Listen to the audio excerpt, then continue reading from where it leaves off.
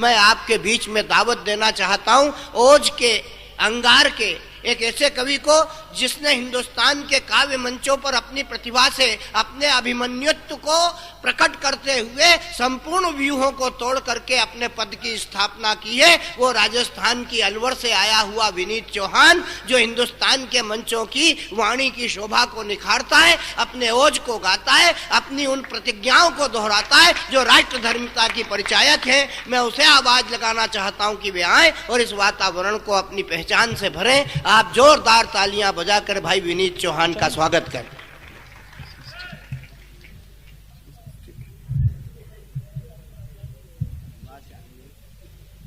राजस्थान की हल्दी घाटी की ओर से मां चामुंडा की नगरी को अपने प्रणाम निवेदित करता हूं। थोड़ा सा इसका वॉल्यूम बढ़ा दीजिएगा।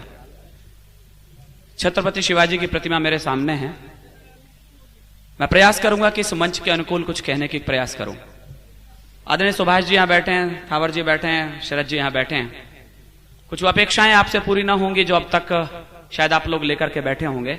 हो सकता है मैं केवल 2 पंक्तियों में ही आपको निराश भी कर दूं और 2 पंक्तियां ये भी तय कर दें मुझे इस माइक पर कितना देर रहना है। ये बात समझना कि इस समाज में सर्वाधिक रूप से तुम्हारी रचनाओं को प्रशंसित किया जा सकेगा, क्योंकि ओज को, अंगार को, तेज को साक्षात्कार करने की इनकी जो शक्ति है, इस बात का परिचय तुम्हारी वाणी के माध्यम से अभी तुम्हें लगने लगेगा। यहाँ का श्रोता इसने कालिदास को पचाया, यहाँ का श्रोता जिसने शिव मंगल सिंह सुमन सरी की ओज को, तेज को, श्री कृष्ण सरल सरी के व्यक्तित्व को पचाया, जिन्होंने ये कहा वो कहा और अपने अपने सदग्रंथों के माध्यम से शहीदों के ही बारे में गाया। और उन शहीदों की वाणी को बोलने वाला ये देवास ओज की वाणी को सुनता, समझता और बोलता आया है। आपकी वाणी का सत्कार करेगा, अभिवादन करेगा। बहुत बहुत प्रणाम करता हूं। प्रयास करता हूं कि श्रद्धेय बाल कवि बैरागी जैसा कवि व्यक्तित्व जिस मंच पर बैठा हो, श्रद्धेय सत्संदा जैसे श्रेष्ठ मंच संचालक भाई कुमार जैसे गीतकार जिस मंच पर हो, मैं उस मंच की गरिमा के अनुकूल कुछ कहने की कोशिश करता हूं। 2 पंक्तियां केवल यह तय कर देंगे कि मुझे इस माइक पर कितनी देर खड़ा होना है या वापस मुझे अपना स्थान ले लेना है।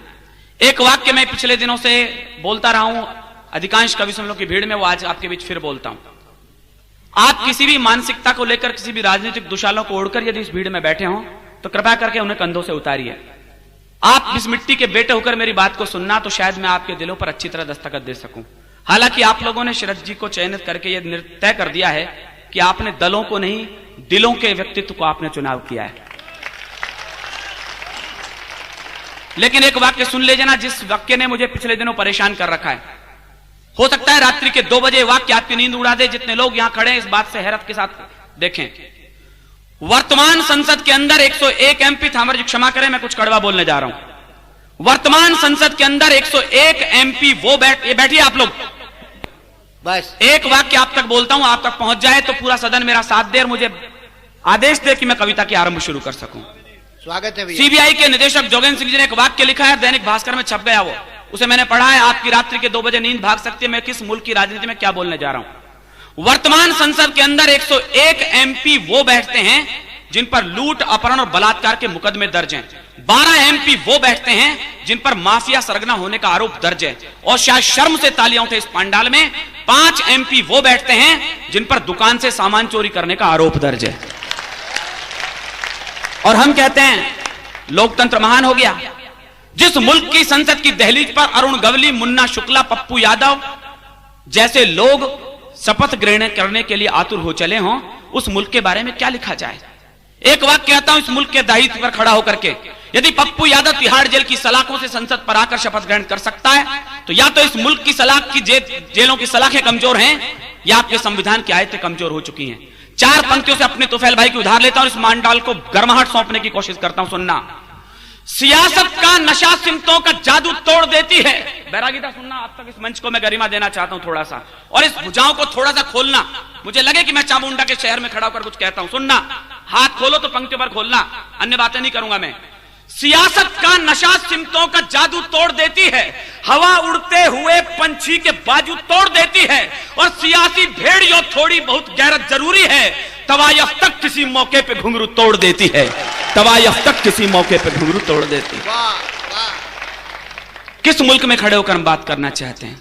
4 पंक्ति में अपनी कविता की शुरू करना चाहता हूं और देखना चाहता हूं कि श्रद्धेय सत्यानंद और देवकृष्ण व्यास की मिट्टी पर कविता के कितने जमीन समझ ली जाती है कि कोई साधु संत नहीं है राजनीति की ड्योढ़ी पर। पंक्तियां सुनना, मैं माहौल को कुछ अलग तरह से कहता हूं, जो कुछ आप सुनते रहे, जो सुनना चाहते हैं, मुझे नहीं पता आप मुझे कैसा सुनेंगे, लेकिन मैं अपना फर्ज अदायगी करता हूं कि कोई साधु संत नहीं है राजनीति की ड्योढ़ी पर, अपराधी तक आ बैठे हैं मां संसद की सीढ़ी पर। और पंक्तियां उछाल ले तो तालियों की शक्ल में तब्दील करना उसे, अपराधी तक आ बैठे हैं मां संसद की सीढ़ी पर, तो गुंडे तस्कर चोर माफिया सीना ताने अड़े हुए, और जिनको जेलों में होना था वो सदनों में खड़े हुए, जिनको जेलों में होना था वो सदनों में खड़े हुए, जिनको जेलों में होना था वो सदनों में खड़े हुए।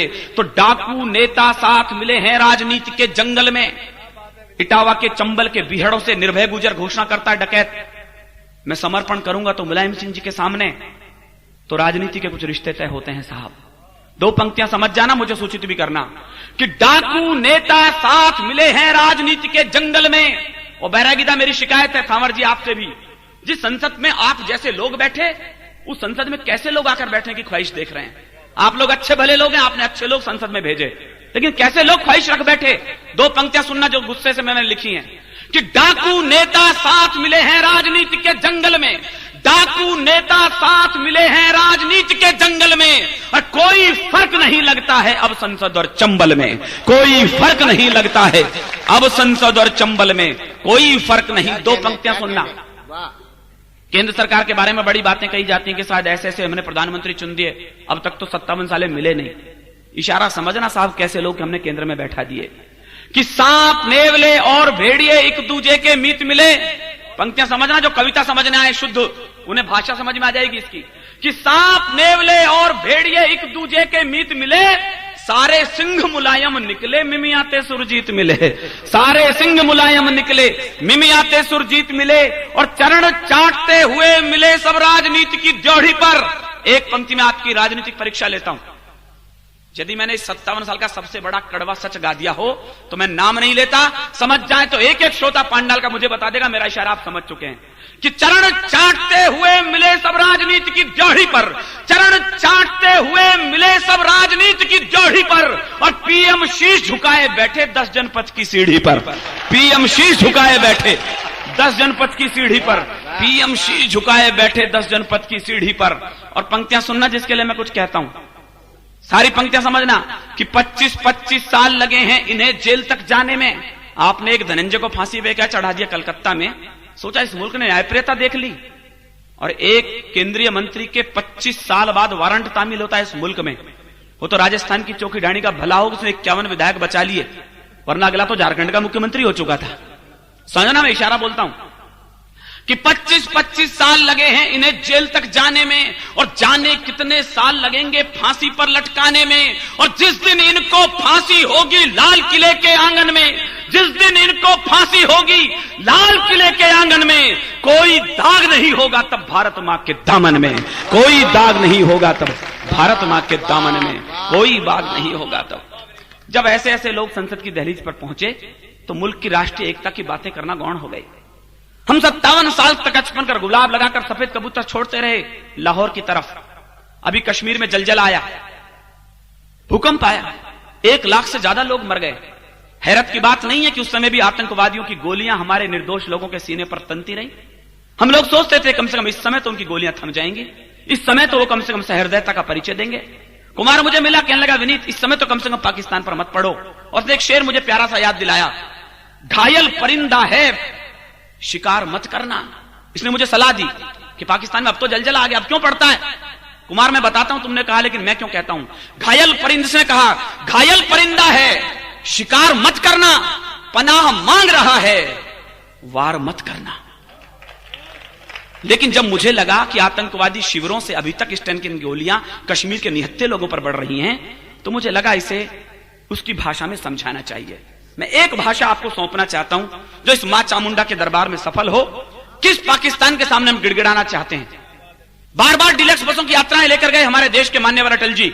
मैंने तो उनसे भी दिल्ली में कहा, मान्यवर, और बात समझ जाए तो मुझे बताना, आप रोज रोज की डीलक्स बसों की यात्राएं छोड़िए, हो सके तो एक बार टैंक पर बैठकर लाहौर चले जाओ, इस मुल्क को कारगिल का युद्ध नहीं देखना पड़ेगा।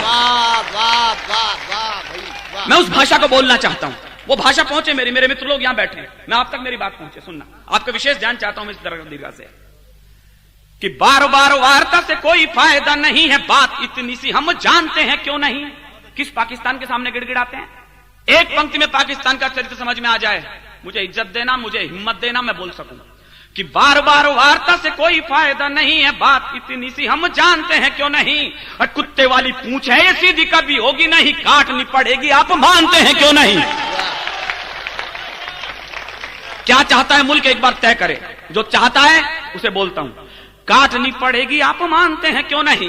तो जिन लोगों ने हजारों घर ही उजाड़ दिए, ऐसे जाहिलों पर तीर तानते हो क्यों नहीं। और पूरे पाकिस्तान पर अपना तिरंगा फहरे एक ऐसा युद्ध आप ठानते हो क्यों नहीं।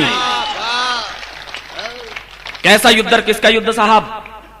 आंकड़ा सुनना, हैरत करना, 462 आतंकवादी आज भी इस मुल्क की जेलों में कैद है।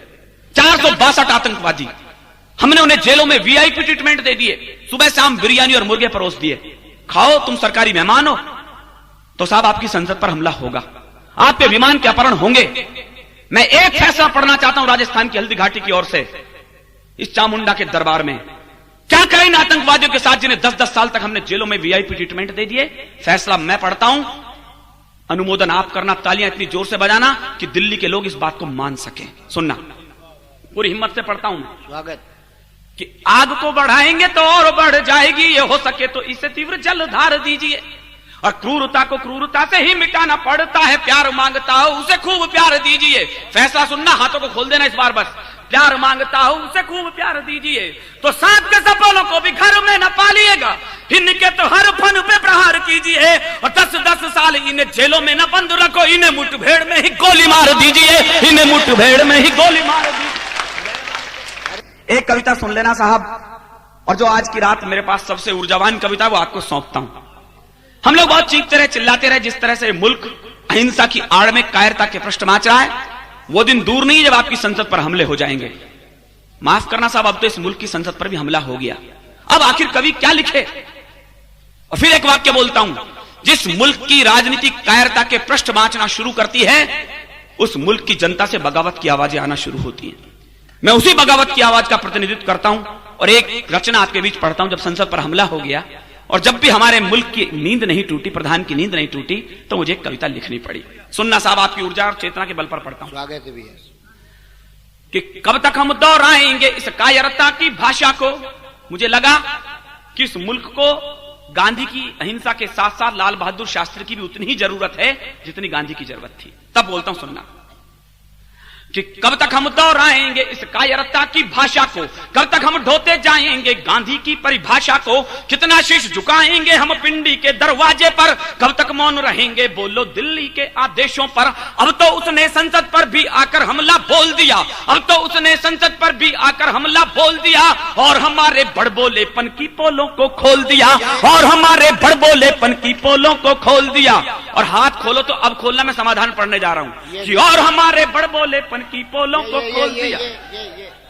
कि कब तक हम दोहराएंगे इस कायरता की भाषा को, कब तक हम ढोते जाएंगे गांधी की परिभाषा को, कितना शीश झुकाएंगे हम पिंडी के दरवाजे पर, कब तक मौन रहेंगे बोलो दिल्ली के आदेशों पर। अब तो उसने संसद पर भी आकर हमला बोल दिया, और हमारे बड़बोलेपन की पोलों को खोल दिया। तो फिर हमको भी उसकी ही सीमा तक बढ़ जाने दो, तो फिर हमको भी उसकी ही सीमा तक बढ़ जाने दो। अब तो आतंकी अड्डों तक सेना को चढ़ जाने दो, अब तो आतंकी अड्डों तक सेना को चढ़ जाने दो, अब तो आतंकी अड्डों तक सेना को चढ़ जाने दो। करगिल का युद्ध शुरू हुआ, नेताओं के भाषण शुरू हो गए।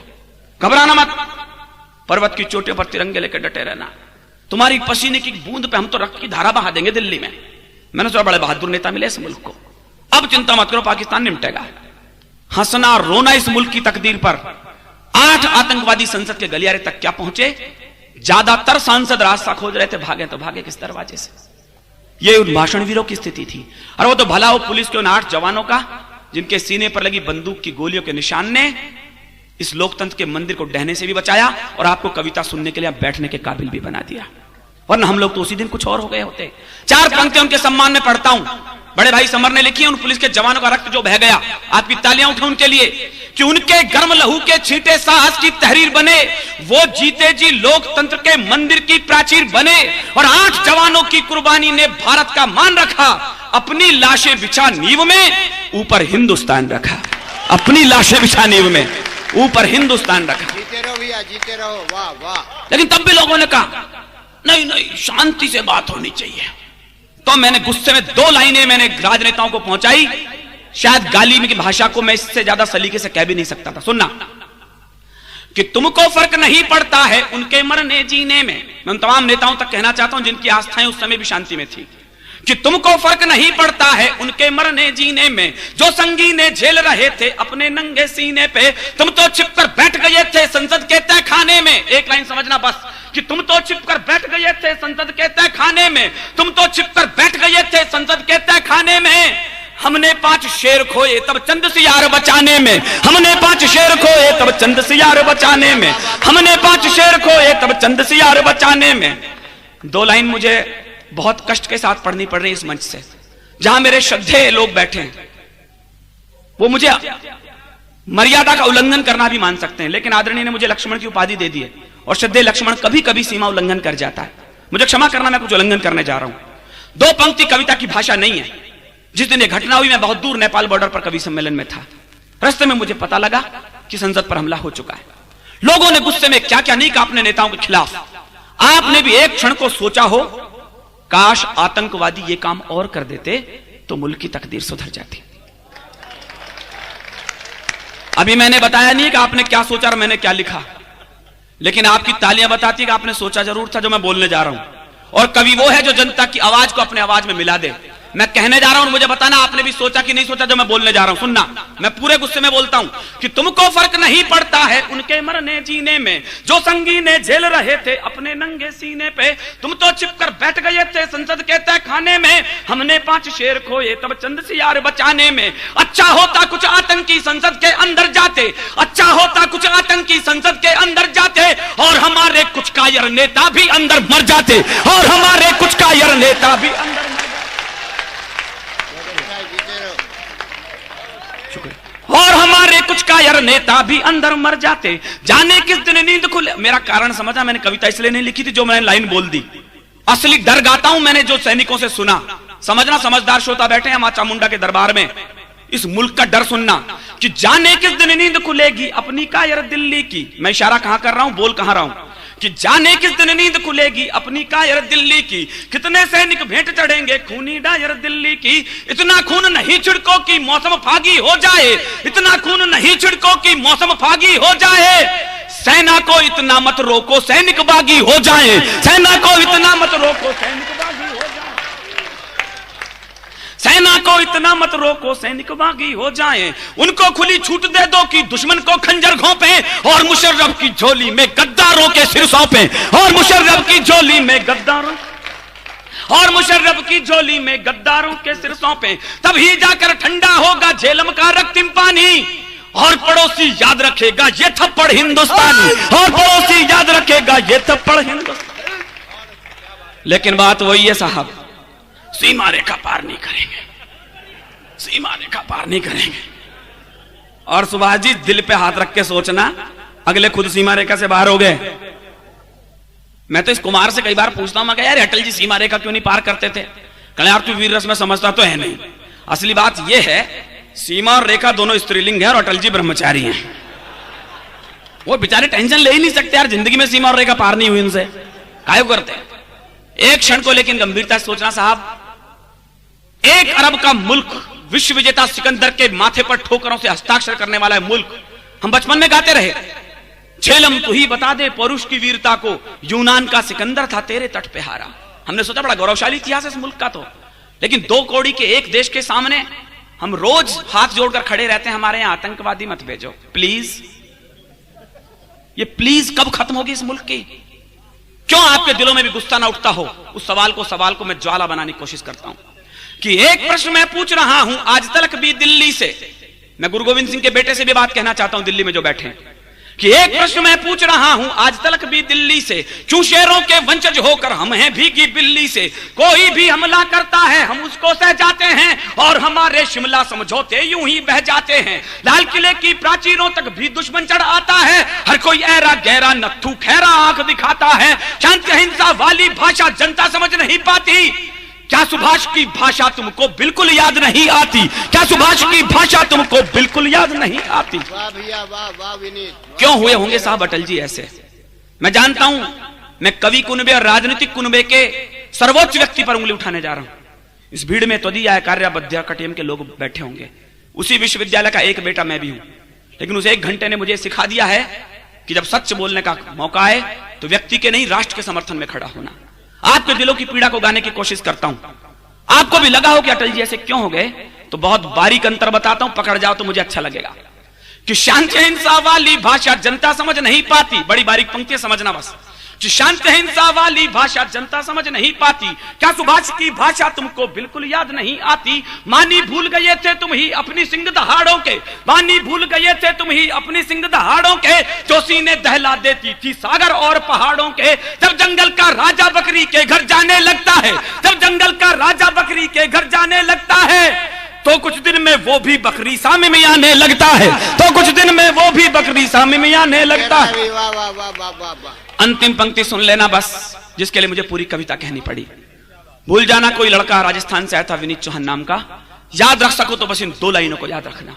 मैं उड़ीसा में था, एक मंत्री महोदय में अध्यक्षता कर रहे। कहला यार तुम नेताओं पे बड़ी ऐसी बातें करते हो। क्या करती सरकार? 10-10 लाख रुपए की गड्डी बांटी है हमारी सरकार ने उन विधवाओं को जिनके पति न्यौछावर हो गए। और क्या करती? मैंने कहा मंत्री महोदय, राजनीति हमेशा रुपयों की गड्डी से विधवाओं के सिंदूर की कीमत को तोलना चाहती है।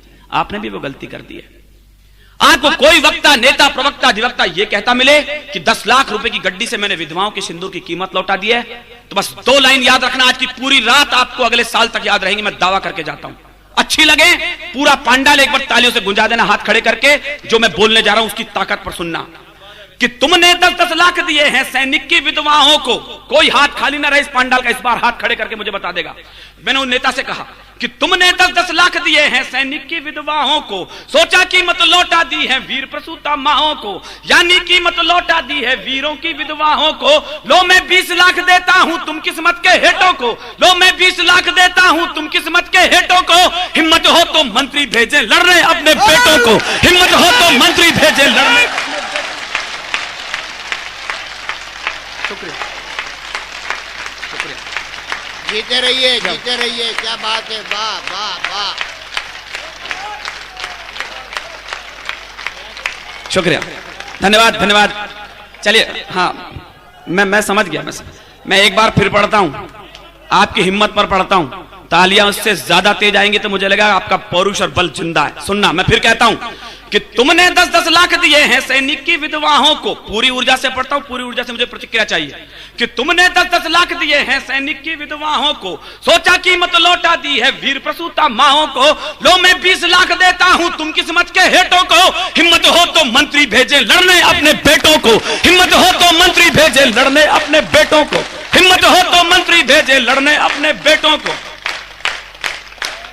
शुक्रिया। जीते रहो भैया, जीते रहो। वाह। फर्क क्या पड़ता है साहब, बलिदान तो तुम्हारे और हमारे बेटे होते हैं। अच्छा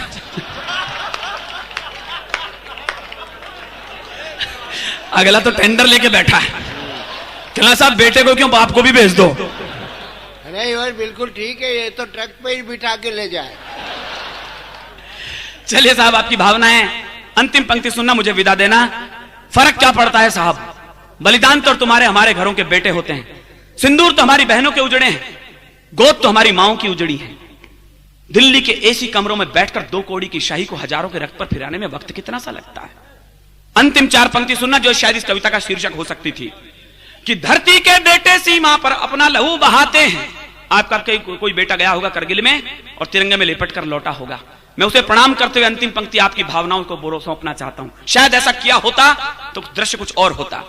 कि धरती के बेटे सीमा पर अपना लहू बहाते हैं, धरती के बेटे सीमा पर अपना लहू बहाते हैं, लेकिन कायर दिल्ली वाले शांति दूत कहाते हैं अच्छा होता हम अपने हर सैनिक का बदला लेते, अच्छा होता हम अपने हर सैनिक का बदला लेते और पड़ोसी को उसकी सब औकातें बतला देते। भारत के मुंह पर हिंसा के फिरना ये चांटे होते, भारत के मुंह पर हिंसा के फिरना ये चांटे होते। कर हमने 16 के बदले 32 सिर काटे होते, कर हमने 16 के बदले 32 सिर काटे होते, जीते रहो। कर हमने 16 के बदले 32 सिर काटे होते, कर हमने 16 के बदले 32 सिर काटे होते। पूरी दुनिया में ही अपना ये संदेश अगर जाता, पूरी दुनिया में ही अपना ये संदेश अगर जाता, एक मुशर्रफ तो क्या पूरा पाकिस्तान सुधर जाता,